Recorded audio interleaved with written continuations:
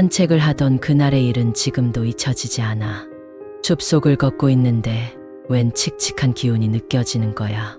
주위를 둘러봐도 아무것도 보이지 않는데 그 찝찝함이 좀처럼 가시질 않더라고.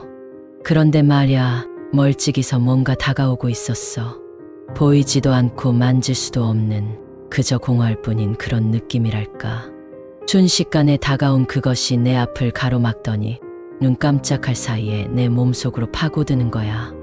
숨이 탁 막히면서 어지러웠지. 겨우 정신을 차리고 보니 집이더라고. 이후로도 며칠을 피곤에 시달리다 보니 커피 한 잔씩 마시는 게 일상이 돼버렸어.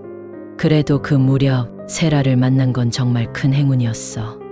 아직 얼굴도 보지 못했는데 전화 너머로 들려오는 목소리에 첫눈에 반했다니까.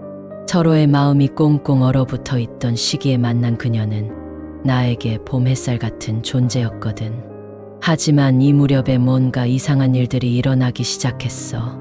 이웃집 차가 파란색에서 검정색으로 바뀌어 있다던가 회사 동료 프레드가 어느 날 댄이 되어 있더라고. 내 기억과 달라진 현실 사이에서 혼란스러웠지. 그런 것쯤이야 그냥 넘어갈 수 있었는데 정말 끔찍한 경험을 했어. 화장실에서 보리를 보는데 순간 길거리로 장소가 바뀌면서 수많은 사람들 앞에서 바지를 내리고 있는 거야. 너무 당황스러워서 얼른 바지를 축혀 올리고 달아났었지. 집에 도착해서야 겨우 진정이 됐어. 그 일을 계기로 이상한 현상에 휘말려 있다는 걸 인정하게 됐지. 어떤 공허한 존재가 나한테 뭔가 하고 있다는 건 알겠는데 어떻게 맞서야 할지 갈피를 잡을 수가 없었어. 그날 밤 세라가 내 집에 들렀는데 열쇠가 있다며 술술 들어오는 거야. 세라는 우리가 사귄 지 3개월째라고 했어. 깜짝 놀랐어. 하지만 나는 적당히 웃어 넘기면서 얼버무렸지. 아직은 서로에 대해 잘 모르니까 천천히 알아가자고 했어.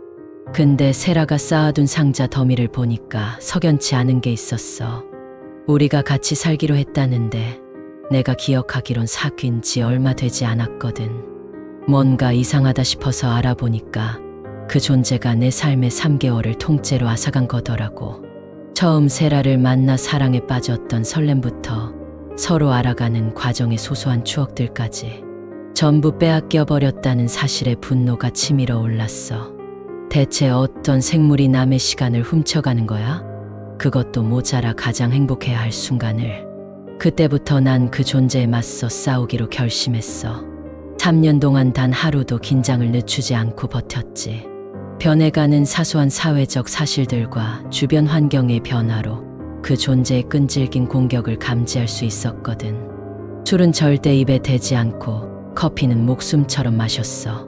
정신을 바짝 차리고 있어야만 했으니까. 그렇게 버티고 또 버티던 어느 날 순간적으로 한눈을 팔았던 순간이 있었어. 제일 좋아하는 TV 프로그램의 마지막 회였거든. 완벽한 결말이었다고 생각하는 순간 갑자기 어떤 꼬마아이가 내 의자 옆으로 다가와 내 팔을 잡아당기는 거야. 아빠 차 타고 놀이공원 가기로 했잖아요. 빨리 일어나요. 그 아이의 천진한 목소리에 깜짝 놀랐지. 너 누구니? 에이, 아빠가 왜 그래요? 저 민준이잖아요. 그 순간 머리를 한 대 얻어맞은 것 같더라고. 그 아이가 내 아들이라는 걸 직감했거든. 얼마 전부터 민준이라는 이름이 귓가에 맴돌던 찰나였어. 이제 겨우 3살이 된 내 아들을 보면서 새삼 놓친 게 얼마나 많은지 깨달았어. 세라와 결혼식은 물론이고 민준이가 태어나 첫걸음마를 떼던 순간까지 인생에서 가장 소중한 시간들을 잃어버렸다는 게 너무 슬프고 억울하더라. 창밖에 하얗게 펼쳐진 하얀 눈을 멍하니 바라보며 눈물을 훔쳤어. 어떻게 살아야 할지 막막했거든. 한순간이라도 집중이 흩어지면 몇 년씩 잃어버릴 수 있으니 정상적인 삶이 불가능할 것 같았어. 교회에 가서 하소연도 해봤지만 신부님은 귀신 들렸다느니 건강 문제라느니 하면서 내 말을 무시하더라고. 병원에서 검사를 받아봐도 아무 이상이 없다며 그냥 돈만 받아갔어. 더 이상 방법이 보이지 않을 때쯤 세라에게 모든 걸 털어놓을 결심을 했어. 내가 없는 동안 그녀는 내 인생을 어떻게 메꿨을까? 민준이가 아빠 노릇을 제대로 못하는 날 원망하지는 않았을까? 잠들기 전 가족들과 나누는 대화에서 공허함을 느끼진 않았을까? 그런 생각하니 온 가족에게 미안한 마음뿐이었어. 용기를 내서 멋진 옷을 입고 세라를 기다렸는데 그녀는 노크를 하고 현관문 앞에 서 있더라고.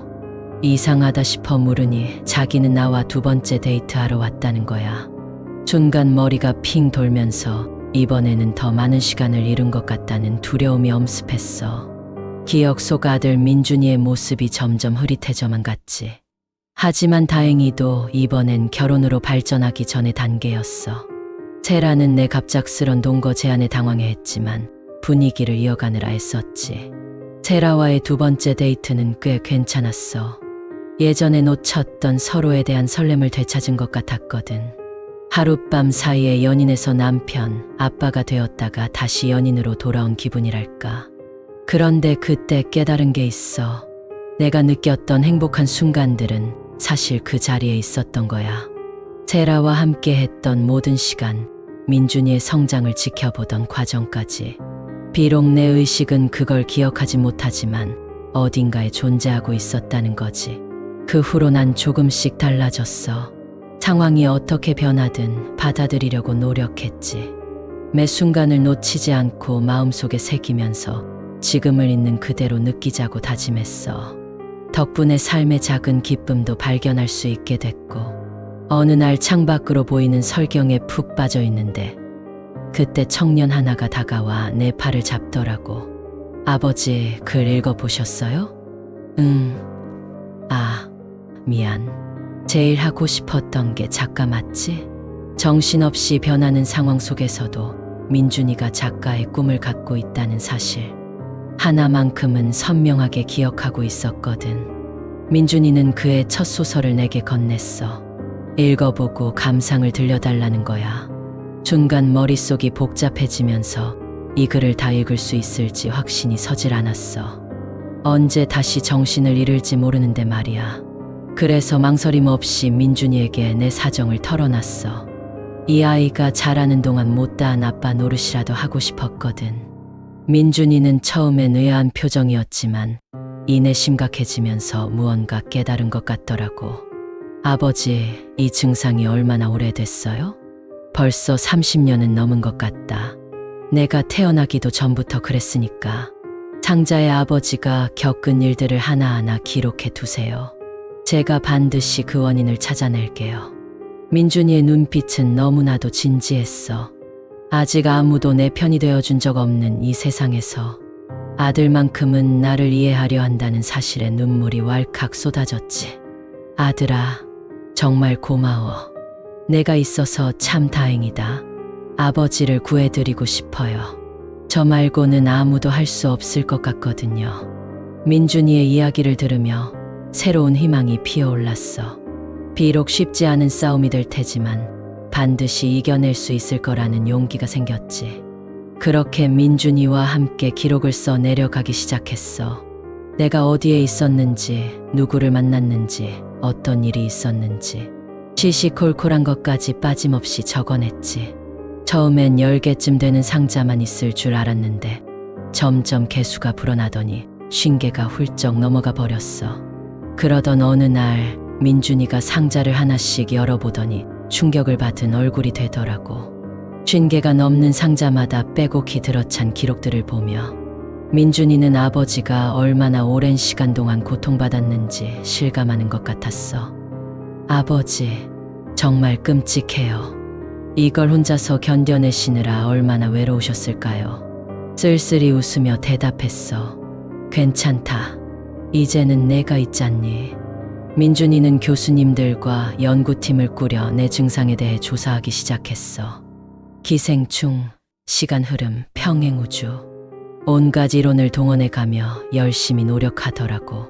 그러던 어느 날 민준이가 사진을 들고 내 방으로 들어왔어. 아버지, 이거 보세요. 장비로 찍은 아버지 뒤통수에 뭔가 달라붙어 있어요. 뭔가 달라붙었다고? 순간 소름이 돋았어. 사진 속 내 머리에는 거머리처럼 생긴 괴물이 들러붙어 있었거든. 축 늘어진 피부에 좌우로 길게 뻗은 더듬이. 아무리 봐도 인간의 것이 아니더라고. 젠장할. 대체 저게 뭐야? 펜드럼이라는 이름을 가진 기생충이에요. 아직 지구에는 존재하지 않는 미지의 생명체죠. 사람의 의식과 기억을 먹이로 삼는다고 합니다. 그제서야 그동안의 일들이 이해가 되는 느낌이었어. 내 삶의 일부가 사라지고 세상이 뒤죽박죽 뒤섞이는 현상까지 전부 저 기생충 때문이었던 거야. 그럼 저걸 없앨 방법이 있겠어? 전기 충격요법을 써볼게요. 기생충이 기생할 수 있는 경로를 차단하는 거죠. 민준이가 내 머리에 전극을 붙이더니 거울 속 기생충의 위치에 맞춰 조정하기 시작했어. 뒤이어 손에 쥔 전선 스위치를 내려다보며 말했지. 아버지, 아플 수도 있어요. 견딜 수 있겠어요? 괜찮다. 살면서 이보다 아픈 적도 많았으니까. 민준이는 스위치를 올렸고 순간 몸에 강력한 전류가 흐르는 게 느껴졌어. 고통의 절로 비명이 터졌지만 이를 악물고 참아냈어. 시야가 흐려지는 가운데 거울 속 기생충도 나와 함께 몸부림치고 있었어. 저 더럽고 역겨운 생명체에게 내 삶을 더 이상 망가뜨릴 수 없었거든. 점점 정신이 몽롱해지면서 과거의 기억들이 주마등처럼 지나갔어. 세라와의 행복했던 순간, 민준이의 첫 생일, 가족들과 함께한 크리스마스. 그동안 잃어버렸다고 생각했던 모든 추억이 생생하게 떠올랐지. 그리고 그 순간 드디어 깨달았어. 내가 잃은 줄 알았던 시간들이 사실은 살아있었다는 걸. 비록 내 의식은 그 자리에 없었지만 소중한 사람들과 함께 했던 시간 자체는 결코 사라지지 않는다는 걸 말이야. 강렬한 통증을 뚫고 환한 빛이 다가오더니 정신을 잃고 말았어. 다시 눈을 떴을 때 보이는 건 그때 그 숲속이었지. 그런데 이번에 내 모습은 한결 가벼워진 젊은 모습이더라고. 저 멀리서 다시 그 흐릿한 형체가 다가오는 게 보였어. 순간 겁이 났지만 이내 마음을 다잡고 외쳤지. 이제 날 망가뜨릴 순 없을 거야. 난 이미 내 삶을 되찾았으니까. 내 목소리에 그 형체는 주춤거리더니 이내 사라져 버렸어. 더 이상 내게 영향을 끼칠 수 없다는 걸 알아차린 거지. 주저앉아 한참을 울었어. 그동안의 외로움과 절망감이 한꺼번에 터져 나오는 것 같았거든. 하지만 동시에 앞으로가 기대되기도 했어. 이제는 매 순간 내가 함께 할 수 있으니까. 가족들과의 추억을 쌓으며 더 이상 잃어버리지 않을 자신만의 이야기를 만들어갈 수 있게 됐으니까 말이야. 집에 돌아와 창밖을 바라보니 여전히 하얀 눈이 내리고 있었어. 춘백의 설경은 내겐 언제나 위안이 되는 풍경이었지. 어린 시절의 행복한 기억부터 슬픔과 절망을 이겨냈던 순간까지 모든 게 떠오르더라고. 그때 현관문을 열고 세라가 들어왔어. 수줍은 미소를 지으며 날 바라보는 그녀의 얼굴에 가슴 한편이 뭉클해졌지. 여보, 무슨 생각을 그렇게 해요? 밖에 눈이라도 내려요? 아니, 그냥 문득 우리가 처음 만난 날이 떠올라서. 세라의 미소가 환하게 피어올랐어. 우린 처음 본 것처럼 서로를 끌어안고 오랫동안 입을 맞췄지. 이 행복이 영원할 순 없겠지만 그래도 지금 이 순간만큼은 내가 주인공이 될 수 있을 거야. 우리에겐 앞으로 펼쳐질 또 다른 추억들이 있으니까. 휴대폰이 울리자 세라는 내 품에서 떨어졌어. 발신자를 확인한 그녀가 의아한 표정을 지으며 물었지. 여보, 전화해요. 모르는 사람인데 받으실래요? 순간 심장이 쿵쾅거렸어. 30년 후의 그날처럼 지금 이 순간도 누군가와 첫 인연을 만들게 될 것만 같았거든. 씩 웃으며 수화기를 받아들었어. 여보세요? 누구시죠? 반대편에서 들려오는 목소리에 눈가에 눈물이 맺혔어. 이런 날이 올 줄 알았다는 듯이 나는 그저 미소 지을 수밖에 없었지. 모든 게 잘 될 거라는 확신이 들더라고. 앞으로 어떤 일이 벌어질지, 내일은 또 어떤 모습일지. 그 어느 것 하나 두렵지 않았어. 지금 이 감격을 간직한 채 앞으로 펼쳐질 내 인생을 살아갈 뿐이니까. 창밖에는 여전히 눈이 내리고 있었지만 내 마음은 이미 봄을 맞이하고 있었어. 긴 겨울을 보내고 맞은 꽃샘추위처럼 싱그럽고 따스한 계절이 성큼 다가올 것만 같았거든.